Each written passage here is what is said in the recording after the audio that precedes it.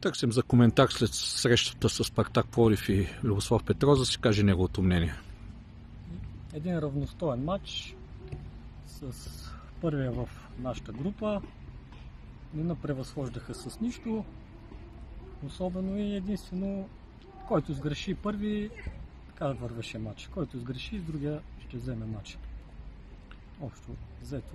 Оценката ти за представяне на тима от началото на сезона, как виждаш нещата в отбора? Нормално, на едно добро ниво. Можеше да вземе още точки. Имахме добри мачове, които изпуснахме. Като цяло добро. Благодаря ти. Приключи срещата между Родопа и Спартак Пловдив, която беше междуобластния кръг на Купа България. За съжаление отпадна Родопа от надпреварата. Търсим за коментар с старши треньора на тема Керакис Георгиев, за да ни каже неговата гледна точка за срещата. Аз ако ви казвам, че съм доволен, ще ме гледате на криво, сигурно ще ме съдите, но съм изключително доволен от старанието на всеки един мой футболист. Играха много силно, опитаха се, бяха напълно равностоен отбор на противника. Това е отбор, който е на първо място, претендент за първо място, за влизане в Б група. Има футболисти с опит в Б група, в професионалния футбол. Има 23 равностойни футболисти. Ние се противопоставихме изцяло. Първото по време ние имаме две положения с Иван Караиванов. Първото, когато Теодор Стефанов му я даде около дуспата, той не може да стигне топката да я вкара. Второто, малко по-късно, отне топката в наказонното поле и се опит да я бие, но имаше рикошет. Противника, мисля, че единствения му удар е 86-та минута, когато ни вкараха гола.